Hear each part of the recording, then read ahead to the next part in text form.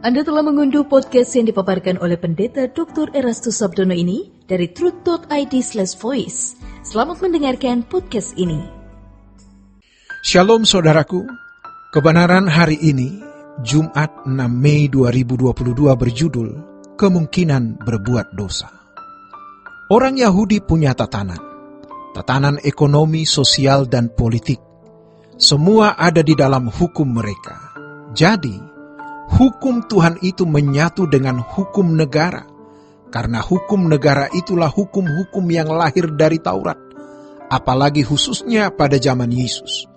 Maka, ada pemerintahan imam-imam yang tidak kalah dominannya dengan pemerintahan politik, sehingga sering terjadi benturan antara pemerintahan agama dengan pemerintahan kekaisaran Roma.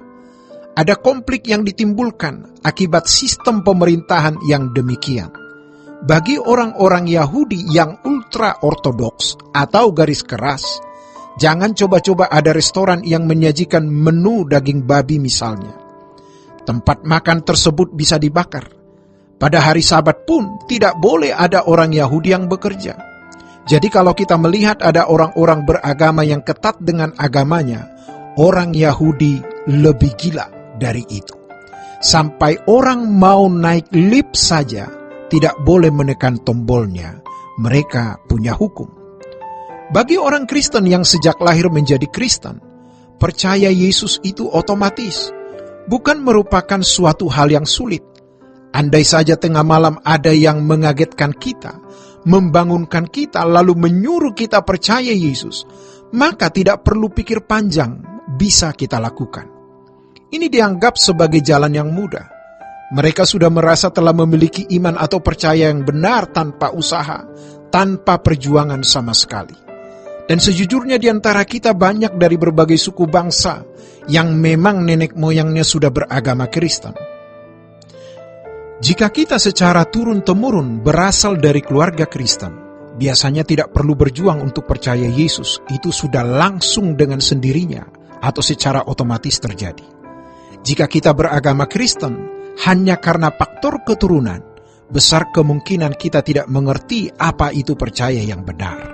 Kita pikir percaya itu mudah, yaitu mengakui Yesus sebagai Tuhan dan Juru Selamat.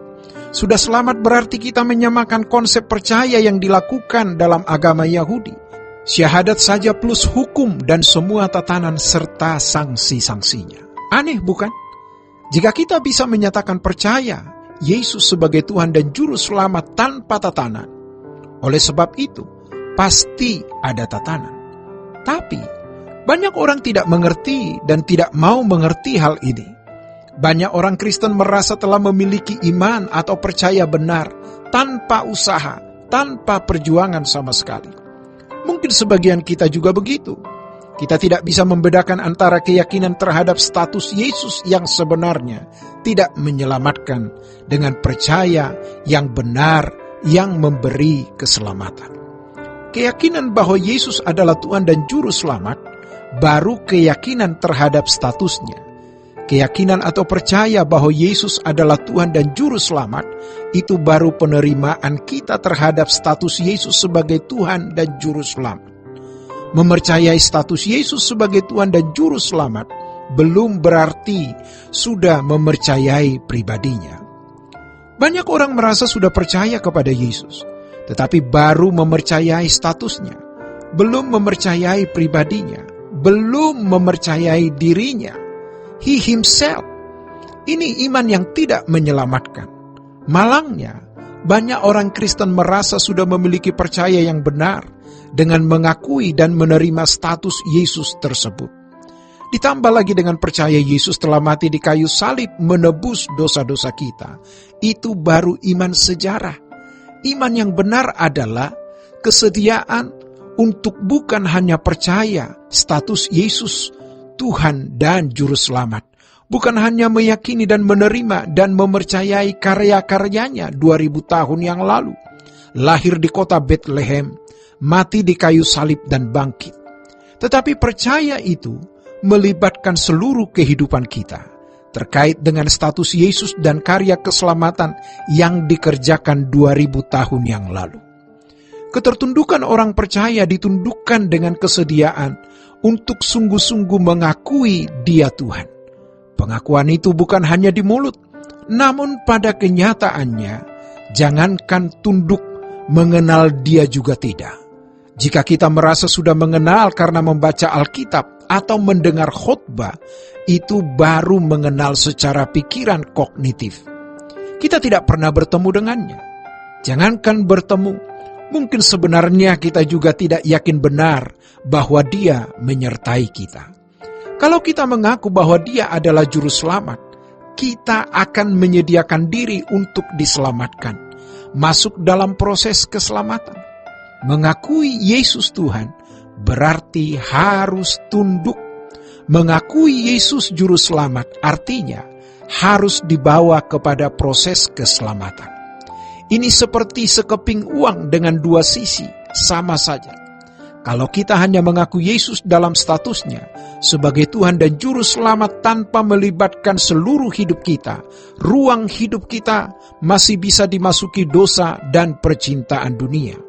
Kalau kita hanya mengaku status Yesus sebagai Tuhan dan Juru Selamat, berarti kita masih membuka kemungkinan berbuat dosa dan mencintai dunia.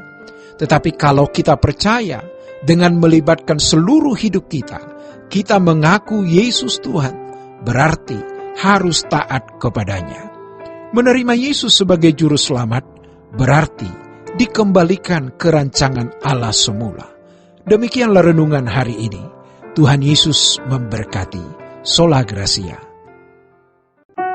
Untuk berlangganan renungan harian dalam bentuk cetak, silakan hubungi Truth Literatur di nomor telepon 0878 7870 7000.